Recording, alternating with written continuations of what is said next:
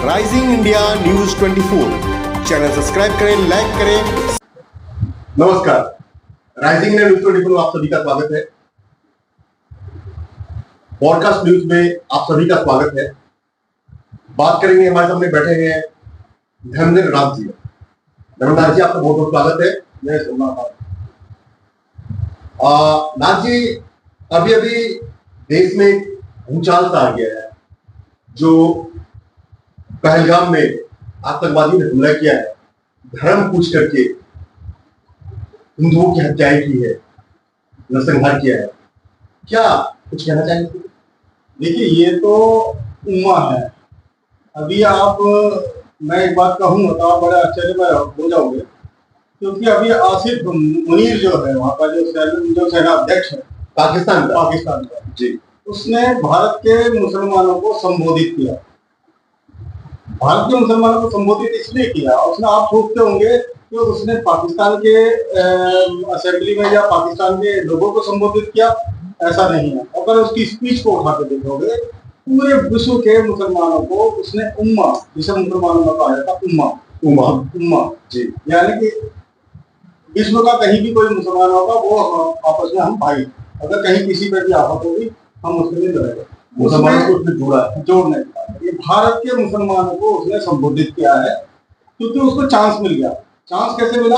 बलूचिस्तान के अंदर जो उसका विद्रोह हो रहा था, और टीटीपी उसका विद्रोह कर रही थी, और टीटीपी विद्रोह करने के बाद जब उसकी साख गिरने लगी, तो उसको अच्छा खासा एक मुद्दा मिल गया वक्फ कानून का। जी, वक्फ कानून का जो मुद्दा मिल गया, उसने कहा तो भारत के जो मुसलमान हैं वो विरोध कर रहे हैं, और क्यों ना मैं भारत के मुसलमानों को संबोधित करूं। उसने पाकिस्तान में रहते हुए भारत के मुसलमानों को संबोधित किया। उसका बहुत बड़ा लक्ष्य है, बहुत बड़ी योजना है उसकी। तो वो भारत के, जब भी अगर भारत पे जो अटैक कराया उसने, जो 26 लोग मारे गए हैं, हमारे जो सनातनी मारे गए हैं नाम पूछ करके, 29 लोग मारे गए। हाँ, 29 लोग, यानी दो तरह से विद्रोह, यानी हिंदुओं को मुसलमानों के खिलाफ भड़काना और मुसलमानों को हिंदुओं के खिलाफ भड़काना, और फिर ऐसी बात करवाना तो मोदी जी की साख पर आ जाए कि मोदी को कह देना, यानी अब मोदी उस पर अटैक करना निश्चित हो गया। पाकिस्तान के अंदर कार्रवाई करना मजबूरी हो गया। और जब भारत और पाकिस्तान आपस में लड़ेंगे, तो भारत के अंदर भी पाकिस्तान समर्थित मुसलमान हैं। मैं ये नहीं कहता कि सारे मुसलमान हैं, मगर बहुत ही बड़ी तादाद में सेकुलरवाद की तरफ है। सेकुलरवाद नहीं, सेकुलरवाद में जो कट्टरपंथी मुसलमान हैं, वो पाकिस्तान के मुसलमानों के, या पाकिस्तान की तरफ या बांग्लादेश की तरफ मुंह करके बोलते हैं। जी, ये बहुत बड़ी एक योजना है, और सुनियोजित योजना है। सुनियोजित है, पूरे बिल्कुल साजिशन किया गया है कि भारत के अंदर गृह युद्ध भी कराने की एक पूरी चांस है। क्योंकि भारत जब उस पर पाकिस्तान पर अटैक करेगा, तो भारत के जो मुसलमान हैं, जो पाकिस्तान से समर्थन दे करते हैं, तो भारत के अंदर वो गृह युद्ध भी करेंगे। तो भारत को दो मोर्चे पर लड़ना पड़ेगा। भारत सरकार को दो मोर्चे पर लड़ना पड़ेगा। एक तो पाकिस्तान से लड़ना पड़ेगा, दूसरा जो पाकिस्तान समर्थित जो मुसलमान हैं, उनसे भी लड़ना पड़ेगा। आपका ये कहना है कि पाकिस्तान से युद्ध होना तय हो गया है? पाकिस्तान से युद्ध होना तय, तो आपकी बात ये होगी कि पाकिस्तान से लड़ना ही पड़ेगा, और लड़ने की नौबत आ गई है। दूसरा आपका एक सवाल है कि वक्फ बोर्ड से ध्यान भटकाना मुनीर की साजिश थी, या वक्फ बोर्ड का फायदा उठा करके हिंदू को मुस्लिम से भड़काना, ये मुनीर की साजिश थी? मुनीर की साजिश वक्फ बोर्ड का जो विरोध में जो मुसलमान बैठे हुए हैं, उनको भड़काना, विद्रोह पैदा करना, भारत के अंदर गृह युद्ध कराना। जी, परिणाम ये उल्टा हो जाएगा, आपकी बात आप कह रहे हैं। हाँ, तो युद्ध होगा तो दो मोर्चे पर भारत को लड़ना पड़ेगा, हो सकता है 3 मोर्चे पर लड़ना पड़ेगा। अच्छा, और तीसरा बांग्लादेश से लड़ना पड़ेगा, और दूसरा जो ममता सरकार है, उसके सरकार में जो पाकिस्तानी समर्थित है, उनसे भी लड़ना पड़ेगा। यानी भारत को 4 मोर्चे पर लड़ना पड़ेगा। 4 मोर्चों पर लड़ेगा। बिल्कुल। अगर युद्ध होता है तो क्या लगता है आपको, चाइना सपोर्ट करेगा? बिल्कुल करेगा, इंटरनली नहीं करेगा। मगर आज स्थिति उसकी ऐसी है, जब से उसके ऊपर जो टैरिफ वार जब से लगा है, तब से शायद वो ना करता, मगर करेगा। तो क्या देश युद्ध की ओर पूरी तरह से चला गया? हाँ, कोई दिक्कत नहीं, भारत इनको जवाब देगा। भारत की सेना नो डाउट इनको मुंह तोड़ जवाब दिया जाएगा। वो तो जो अभी चाहे वो भारत की चाहे भारत के मुसलमान भी कुछ ऐसे हैं जो देशभक्त है, ऐसा नहीं है कि सारे मुसलमान जो है देश के खिलाफ है। इस आतंकवादी पहलगाम में जो आतंकवादी हमले हुए हैं इसके खिलाफ पूरा देश एकजुट है, विपक्ष भी एकजुट है और मुस्लिम पक्ष से भी पाकिस्तान के खिलाफ एक्शन नहीं, लिया जाना विपक्ष एकजुट नहीं है भाई, इस मामले में विपक्ष नहीं है। विपक्ष तो मोदी के हैं, वो मोदी सरकार के खिलाफ है।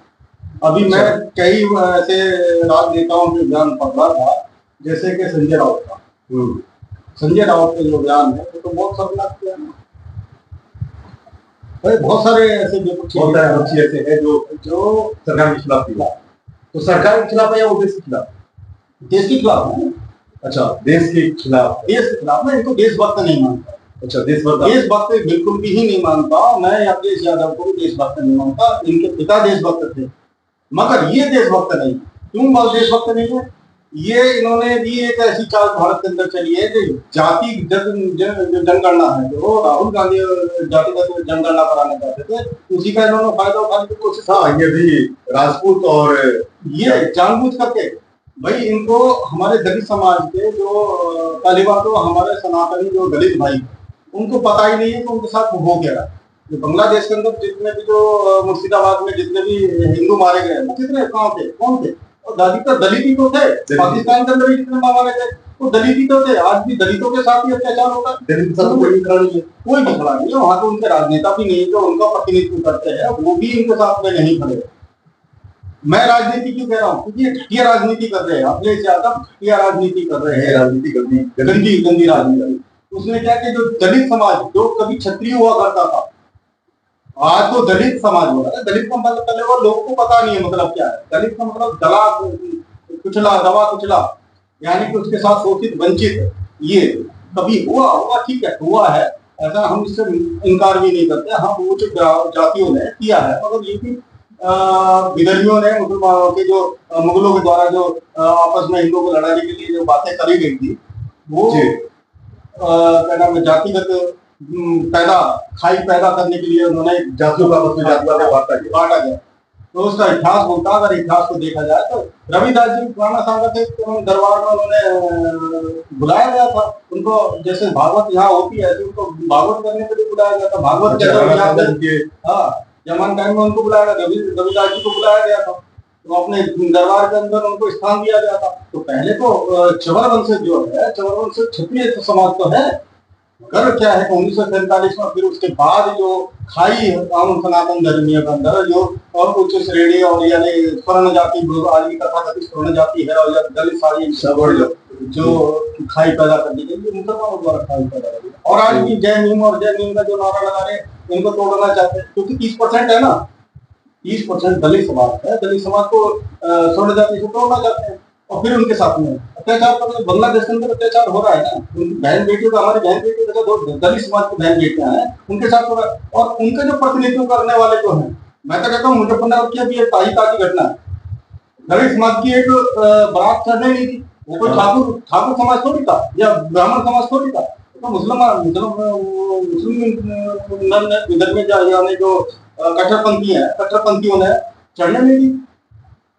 और यही होना है जो ये सोचते हैं कि हम तो हमारे तो जय भीम और जय भीम का जो नारा लगाते हैं, जो भाईचारे की बातें करते हैं, इनके साथ में फिर ऐसे ही होगा, ऐसा ही होगा। क्योंकि पाकिस्तान उदाहरण है सबसे बड़ा। पाकिस्तान के अंदर जोगिंदर मंडल जो लेके गए थे यहाँ से दिल्ली, तो कहाँ है वो? अच्छा, एक बात और आती है, अभी जो वक्फ बोर्ड संशोधन हुआ है, इसमें कई चीजें भ्रष्टाचार को रोकने की तरफ बताया जा रहा है। क्या सच क्या है? देखिए, भारत में बहुत सिस्टम गड़बड़ है। भारत के संविधान में, भारत के कानून के अंदर खिलवाड़ की गई है। 1947 में जो हमारा था, 1948 में संविधान बाबा साहब ने बनाया था, बाबा साहब के साथ भी धोखा कर दिया। कैसे?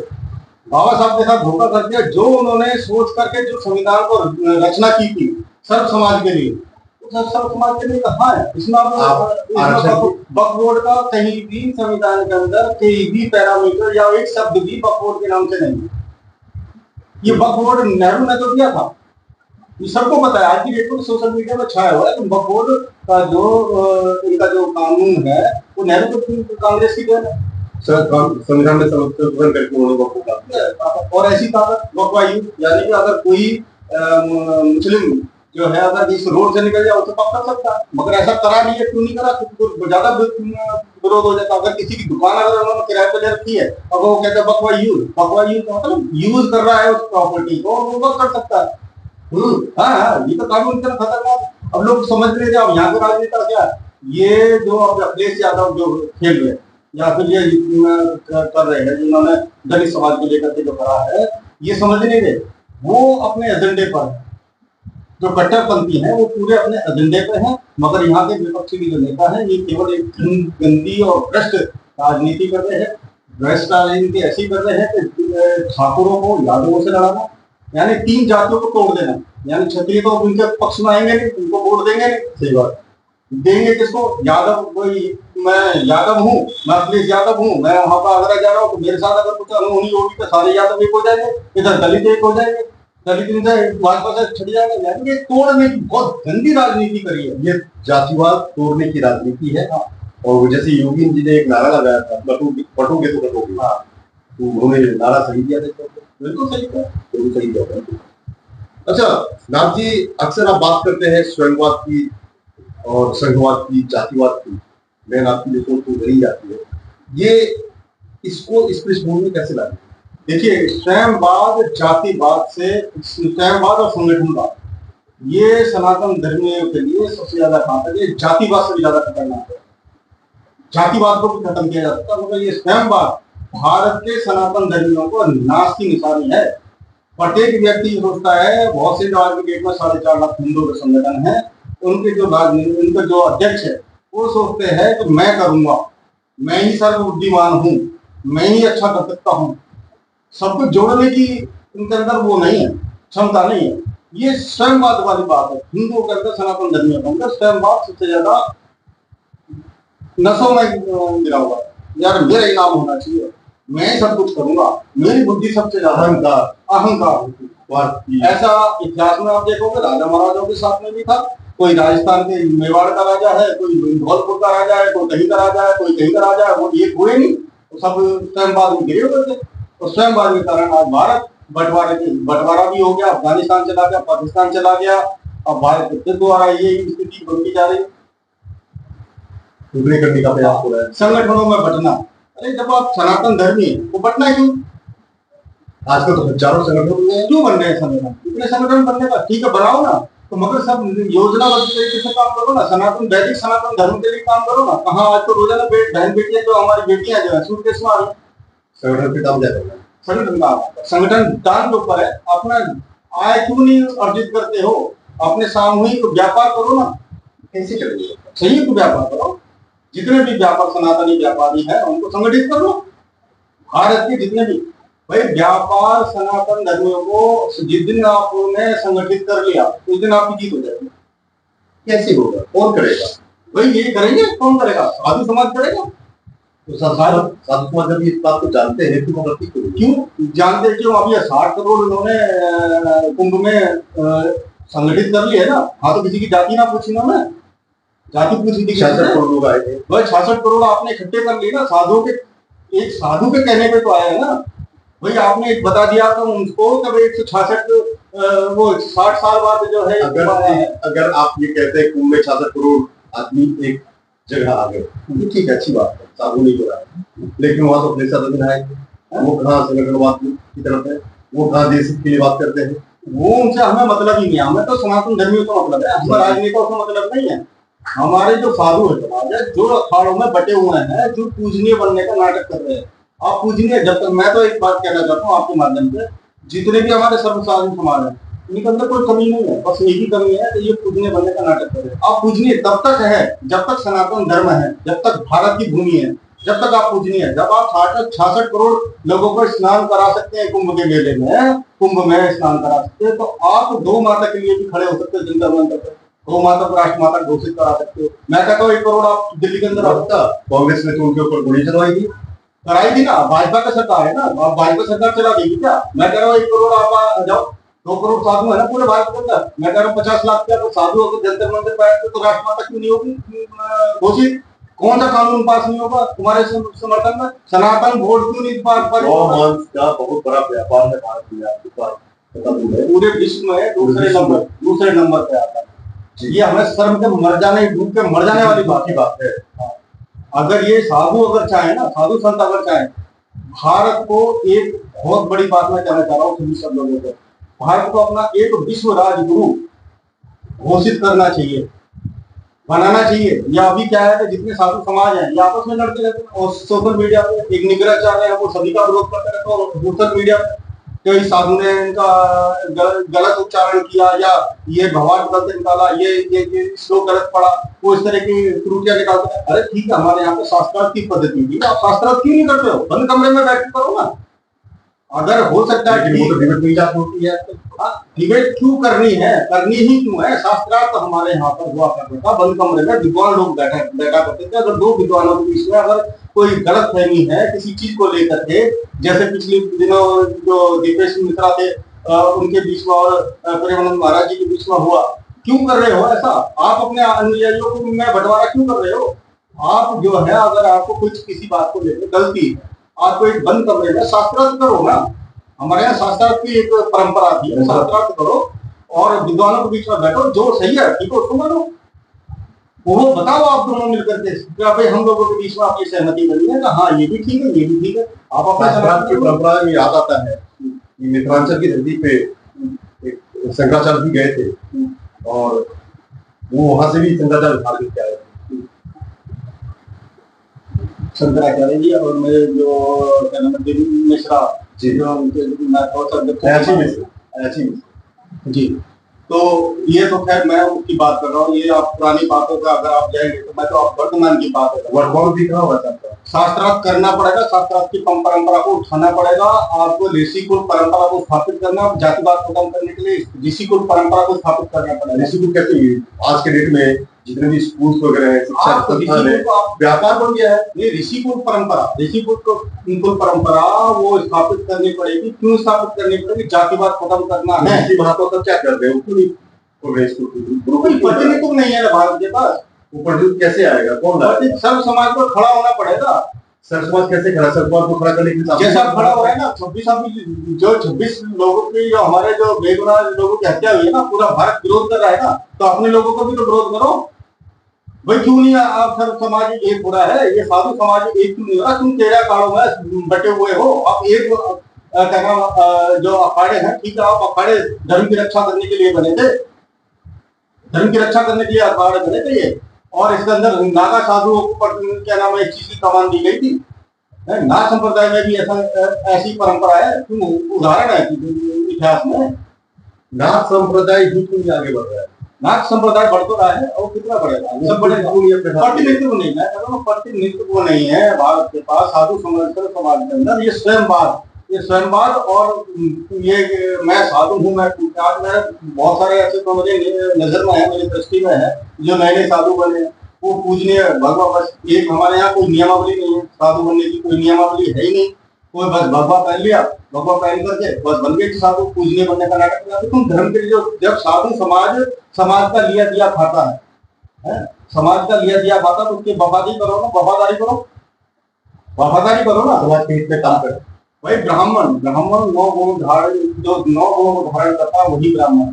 9 गुण उसके अंदर होना अनिवार्य है, जाति से ब्राह्मण नहीं होगा, गुणों को भी धारण करना अनिवार्य है। 9 गुणों को धारण करो, वही साधु के अंदर भी होना चाहिए। साधु भी सर्व समाज के लिए, सर्व समाज के कल्याण के लिए जीता है। वो जो माला भजता है, जो भगवान से भजन करता है, ईश्वर से भजन करता है, वो सर्व समाज के कल्याण के लिए करता है। अपने लिए तो वो कर चुका, वो संन्यास ले चुका, वो सर्व समाज के लिए है। साधु पूजनीय बनने के लिए नहीं है। जब आप सर्व समाज के लिए कार्य करोगे तो आप पूजनीय तो वैसे ही है। इन सारे जितने भी हमारे साधु हैं, उन साधुओं को संगठित होकर के एक मंच पर आना पड़ेगा। एक महागुरु चारों शंकराचार्यों के एक नीति बना करके, परीक्षा नीति बना करके, शास्त्रार्थ नीति बना करके, उसमें जो परिणाम है, जो 13 अखाड़ों को साथ लेके चल सके, सब समाज को लेके चले, जो सब समाज की बात करे है। और आजकल चाहे नाथ संप्रदाय हो, चाहे किसी को, सबको एक साथ लेके शंकराचार्य जी के पास कोई जाता नहीं। लोग बात कोई कोई कथा के लिए कथावाचक कई सारे आ गए हैं आजकल, तो वहां जाते हैं, लाखों करोड़ के दाम में व्यापार बहुत बड़ा बढ़ चुका है। देखिए भागवत को तो इन्होंने व्यापार बना दिया। ये इन्हें मैं भागवताचार्य नहीं बोलता, ये भांड बोलता हूँ, भांड। मैं बहुत बड़ी बात बोलता हूँ। भागवत राधा कृष्ण के चरित्र को, अपने देवी देवता के चरित्र को क्या नाम है गलत तरीके से प्रदर्शित करते, उन्हें नचाते, नृत्य कराते, सस्ता कराते, सस्ती मानसिकता के साथ में महिलाओं को संबोधित करते हो। मैं कल एक बहुत बड़े भागवताचार्य का नाम तो मालूम नहीं, वो ये कहते हैं अपने तुम्हारे पड़ोसी पैसा ले जाए तो वो देगा नहीं, यानी आप आपस में विद्रोह करा रहे जाके कल किसी को जरूरत पड़ जाए तो वो पैसा देगा नहीं। पांचों उंगली बराबर है क्या? ऐसे तो कोई किसी की सहायता करेगा नहीं। तो फिर भागवताचार्य होने का क्या मतलब हुआ? आप भागवताचार्य नहीं है, आप ऐसी कथा समाज के अंदर डाल रहे हैं लोगों को, जबकि भागवत क्या होनी चाहिए? आपको धर्म भागवत करनी चाहिए। मैं धर्म भागवत की बात करता हूँ। आपका सनातन धर्म का स्वाभिमान कहाँ है? ऐसे लोगों के ऊपर क्यों नहीं शंकराचार्य कार्रवाई कर रहे हैं? कौन कार्रवाई करेगा? शंकराचार्य नहीं, ये जनता को सोचना पड़ेगा। अब जनता जाती है ना, उनके पास जाती है अपना स्वार्थ पूर्ति करने के लिए। आप उसमें गए थे ना कुंभ के महीने, कुंभ में स्नान करने के लिए हमें मोक्ष प्राप्त होगा। अरे जब आप देश धर्म की रक्षा की बात नहीं करोगे, अपने बहन बेटी की रक्षा की बात नहीं करोगे, तो आप कैसे क्या नाम है मुक्ति प्राप्त कर जाओगे? एक स्नान करने से मुक्ति प्राप्त हो जाओगे? कहाँ से मुक्ति प्राप्त होगी? आपको हो ही नहीं सकती। आपको सर्वप्रथम आपका कार्य, आपकी नैतिक जिम्मेदारी, अपने परिवार की रक्षा करना, अपने सर्व समाज की रक्षा करना, अपने देश की रक्षा करना, तभी आपको मुक्ति प्राप्त होगी, तभी आपको महाकाल के चरणों में स्थान प्राप्त होगा। आप ये सोचने लगे नहीं मैं ही अपने लिए दूंगा, मैं ही अपने लिए करूंगा, ऐसा नहीं हो सकता। आज दिन सकता है स्वयंवाद, संकल्पवाद और जातिवाद, क्षेत्रवाद, भाषावाद। अच्छा, राष्ट्रीय स्वयं संघ हिंदुओं को जोड़ने का लगातार प्रयास करती रही है, वास्तविकता कहाँ पे है? देखिए मैं एक बात कहूँ तो भारत का सबसे बड़ा, विश्व का सबसे बड़ा संगठन आरएसएस को मैं जितना प्रयास किया सही किया, मगर पूरी तरह से 100% प्रयास उन्होंने भी नहीं करा। भाई सीधी सी बात, मैं स्पष्ट बात कहता हूँ, हमारे सब लोगों ने आलसी और लालची और निकम्मे हो गए।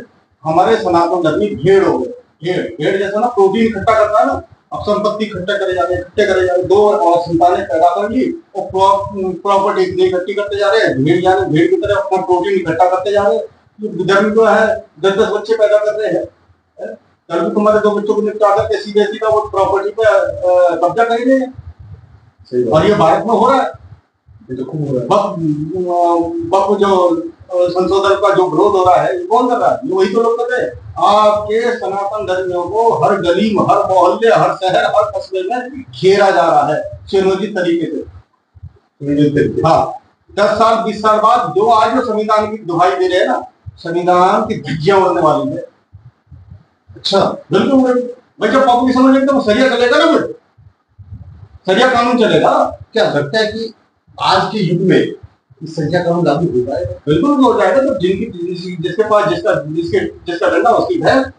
हाँ, जिसकी डंडा उसकी वसला, वही बात है, जिसकी भैंस उसकी लाठी। हाँ, जिसकी लाठी उसकी भैंस, जिसकी लाठी उसकी भैंस। तो दूसरा हिसाब किताब भारत का आज ये मान के चलो, सनातन धर्मी आज इसलिए सुरक्षित है कि भारत का प्रधानमंत्री हिंदू है।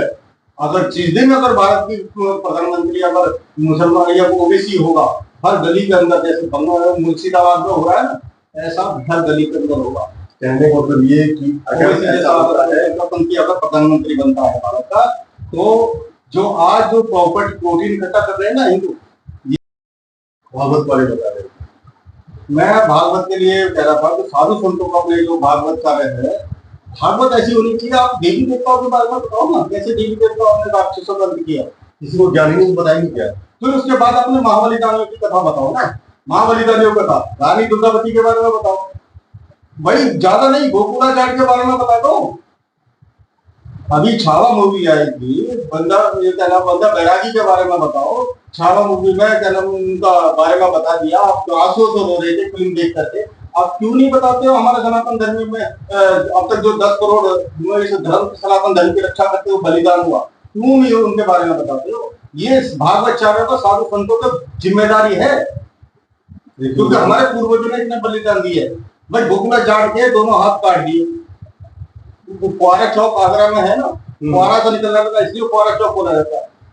अच्छा, खून का फव्वारा निकल गया। हाँ, खून का फव्वारा निकला था, इसलिए फव्वारा शब्द बोला जाता है। लोगों ने जाके हत्या की थी मुगलों ने। भाई कितनी कहानी सुना हुआ रानी दुर्गावती में पहले अगर इतिहास को पढ़ोगे, राजा पूरनमल के बारे में पढ़ोगे, राजा पूरनमल को मैं कह रहा हूँ तो किसी भी सनातन धर्मी को पता नहीं होगी। उनकी 14 साल की बेटी को दिल्ली के वैश्य बाजार में बैठा दिया था, छोटी सी 14 साल की बच्ची को। आप इतिहास को पढ़ो।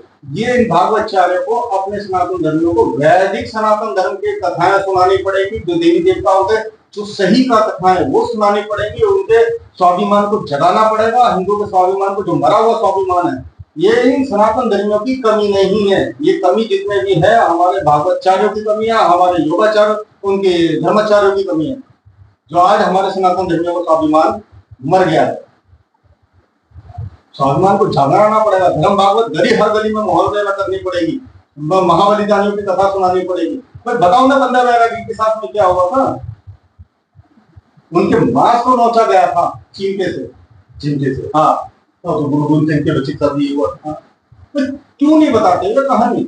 हम अपने बच्चों से पूछते हैं क्या तो आप जानते हो क्या बंदा बैरागी कौन है? बंदा बैरागी ऐसा बोलते हैं। जिनको अपने महाबलिदानियों के कारण में पता नहीं, वो क्या लड़ाई करेंगे, कैसे संगठित होंगे वो? आप जातिगत जनगणना के बारे में सोचते हो, जातियों के बारे में सोचते हो। आप महाबलिदानियों जिन्होंने सनातन धर्म की रक्षा करते हुए महाबलिदान दिया, उनके बारे में कौन बताएगा भाई? ये किसकी जिम्मेदारी है? ये धर्माचार्य की जिम्मेदारी है। आप क्या चाहते हैं? ये धर्माचार्य बताए, लेकिन धर्माचार्य बताना नहीं चाहते। धर्म ये लोलुपता जो लोलुपता है ना, धन की जो लोलुपता जो है, धन उनके पास आए, ये मैं पूजने ऐसे पूजने नहीं बन सकते। इनको स्वर्ग के स्थान मिलेगा ही नहीं। अच्छा, ये सोचते हैं कि हमें मुक्ति प्राप्त होगी, हम भागवत करके हम मुक्ति प्राप्त कर जाएंगे, भजन करें। आप भजन ही नहीं कर रहे। ब्राह्मणवाद की बात आती है, भगवान कश्यप ने बयान किया था कि ब्राह्मणों के बारे में प्रतिदिन भाषा का प्रयोग हो जाता है।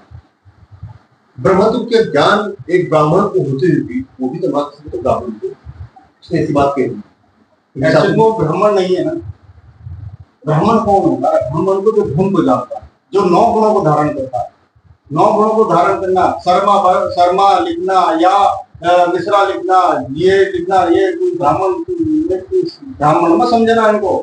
मैं फिर कह रहा हूँ, ब्राह्मण में समझना। जब तक ब्राह्मण तब ब्राह्मण बनेगा जब तक वो 9 गुणों को धारण नहीं करेगा। ये 9 गुण कहते हैं। 9 गुणों पूजा करना, पूजा कराना, समाज की रक्षा करना, ऐसे करके। और यानी क्षत्रिय गुण भी होना चाहिए, इसके अंदर 9 गुण होनी चाहिए। पूजा करना, पूजा कराना, दान देना, दान देना, शिक्षा का ध्यान करना, समाज क्षमाशील होना। और अगर समाज को कोई आपत्ति है या विपत्ता है तो उसे क्षत्रिय तलवार भी उठाना, उसके लिए क्षत्रिय तत्व होना। यानी सबसे ज्यादा जो है ब्राह्मणों के अंदर 9 गुण बताए गए हैं। तो 9 गुण होना अनिवार्य है। क्षत्रियों को 7 गुण बताए गए हैं, वैश्य के लिए 5 गुण बताया गया। और जो शूद्र जिन्हें कहा जाता है, जो केवल सेवा भाव ही रखना चाहते हैं, उनको केवल 3 गुण बताए गए। सबसे कम 3 गुण बताए गए। भाई इन गुणों पे काम करो ना, बताओ ना भाई। शूद्र तो कहीं भी हो सकता है भाई, ब्राह्मण में क्या शूद्र नहीं हो सकता? गाँव से मैंने ऐसे देखता हूँ, सुबह जाकर के मटन चिकन खाते हुए देखे मैंने। शूद्र वो शूद्र नहीं है, वो अछूत है। शूद्र में और अछूत में फर्क है। शूद्र तो बहुत ऊंची चीज है। जो सेवा कर रहा है वो शूद्र है भाई, वो सेवा भाव रखता है। लक्ष्मण जी जो है वो अपने राम की भगवान राम की सेवा करते थे, अपनी सीता माता की सेवा करते थे। सेवा शूद्र का मतलब है। अछूत अलग चीज है। अछूत तो वो है जो छोटी छोटी बच्चियों पर गलत दृष्टि रखता हो, ऐसा है। ऐसा व्यक्ति अछूत है, जो रिश्तों में मर्यादाओं को तार तार करता हो। जैसे जीजा शादी के रिश्ते, देवर भाभी के रिश्ते। रामचंद्र जी, लक्ष्मण जी से पूछा गया था कि नुपुर किसके है? खान जी को पूछा गया था, उन्होंने कहा मैंने तो कभी माँ का चेहरा देखा नहीं, देव अपनी भाभी माता का चेहरा देखा नहीं, तो मैं तो पैरों पर चरणों की तरफ भाई मेरी दृष्टि रहती थी, मुझे नहीं पता किसके है। ये भाव होना चाहिए रिश्तों में। भाव तो हमारे सनातन धर्म के अंदर यही तो सिखाया गया। रामायण के अंदर साफ साफ लिखा हुआ है भाई, आप रिश्ते की मर्यादा को। अछूत वही है जो रिश्तों की मर्यादाओं को तोड़े, जो समाज को बांटने का काम करे, जो जाति की जनगणना करा रहे हैं ना, ये अछूत है। चाहे वो अखिलेश यादव हो, चाहे वो कोई भी नेता हो, ये अछूत है। इनको छूना भी नहीं चाहिए, उनकी छाया भी नहीं पड़नी चाहिए। ये अछूत है। ये अछूत है, जो देश को बांटने का काम करता है वो भी अछूत है। आज के तो देश के बारे में सोचता ही नहीं। स्वयंवाद में घिरे हुए हैं, स्वयंवाद अपना ही मेरा मेरा मेरा मेरा मेरा। संगठन रोज नए नए संगठन बन रहे हैं, रोज अलग अलग बैठते लोग जा रहे हैं। ये भ्रमित मानसिकता है, भ्रमित मानसिकता है। ये सनातन धर्म नहीं है सर। सनातन धर्म बहुत बढ़िया धर्म है, इससे पूरे विश्व में इससे बढ़िया धर्म हो नहीं सकता, मगर कुछ लालची निकम्मे लोग जो प्रतिष्ठित बन गए हैं उन्होंने इस धर्म का नाश किया है और कुछ नहीं। धर्माचार्यों ने अपनी जिम्मेदारी नहीं निभाई, जिम्मेदारी नहीं निभाई। और भाई सीधी सी बात है, मैं आपको एक उदाहरण देता हूँ। राजा क्या नाम है हमारे जब रामचंद्र जी चारों भाइयों की शिक्षा होनी थी है? तो विश्वामित्र जी ने कहा था कि राजन मुझे इनकी शिक्षा के लिए अपने बच्चों को गुरुकुल में भेजो। तो उन्होंने राजा दशरथ जी ने कहा गुरुवर मैं आपका गुरुकुल नहीं, मैं राजमहल में करा देता हूँ इनकी शिक्षा यहाँ पर। क्यों? तुम्हारे बच्चे तो रौनक है, राजमहल के अगर बच्चे हैं तो वो गुरुकुल में नहीं पढ़ेंगे। यानी कि वो राजा को अधिकार से कह रहे हैं, यानी वो गुरु है, राजा के गुरु है। आज क्या है? आज हाथ जोड़ के खड़े होते हैं, यानी मुख्यमंत्री के प्रधानमंत्री के हाथ जोड़ के खड़े हैं, नीचे से झुका कर खड़े हैं। तो ऐसे साधु का, जिस साधु को स्वाभिमान मिल गया वो कहां से साधु हो गया जो हाथ जोड़ के खड़ा होगा? हमारे सनातन धर्म के अंदर बहुत लोगों को सोचना पड़ेगा, गहन चिंतन करना पड़ेगा, तभी इन विधर्मियों से हम छुटकारा पा सकते हैं। ठीक है, आपका तात्पर्य ये है कि स्वयंवाद को छोड़ना पड़ेगा, संघवाद को छोड़ना पड़ेगा, संगठनवाद को छोड़ना पड़ेगा, जातिवाद को छोड़ना पड़ेगा। तो ये भारत का सनातन 5 विषयों पे भारत के सनातन धर्मियों को काम करना चाहिए। अपने स्वाभिमान पे काम करना चाहिए, अपने व्यापार पे काम करना चाहिए, अपने न्याय पे काम करना चाहिए, अपनी वाणी पे काम करना चाहिए, अपने ज्ञान पे काम करना चाहिए। न्याय क्या है? स्वाभिमान। मैंने भागवत बताया ना, हिंदुओं के स्वाभिमान का जवाब भागवतचार्य की जिम्मेदारी है, धर्माचार्य की जिम्मेदारी है। भागवत करके गली गली में जाकर तो उनको बताओ कि तुम्हारे महाबली जाने में ऐसे, चाहे वो किसी भी जाति का तथाकथित जाति है, उनके जो राजा हुए ना कैसे धर्म की रक्षा करते हुए बलिदान दिया भाई। रविदास जी के बारे में बताओ ना, रविदास जी ने धर्म नहीं अपनाया था, मुस्लिम धर्म नहीं अपनाया था। आज जो वाल्मीकि समाज है जो आज गंदा काम कर रहे हैं उनको बताओ ना, उन्होंने जो अपने जनेऊ टांग दिया था, उनका जनेऊ भंग हो गया था। कितने उन्होंने क्या करा है दलित समाज में, ये तथा दलित समाज है कितना क्या किया, बताओ ना उनके बारे में। बताओ ना राजा पूरनमल के बारे में बताओ, उनकी 14 साल की बेटी के साथ में कितना बुरा बुरा किया गया था, रानी दुर्गावती के साथ में किया।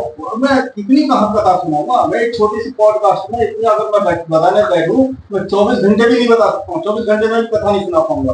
बहुत बहुत बढ़िया, आपने जितनी बातें कही है वो भी कम नहीं है। राइजिंग एपिसोड में आप आने के लिए बहुत बहुत धन्यवाद और आपने अच्छी बातें की। देश और दुनिया का सबसे तेजी से उभरता हुआ news channel rising India news 24 channel को सब्सक्राइब करें, लाइक करें और वीडियो को शेयर करें।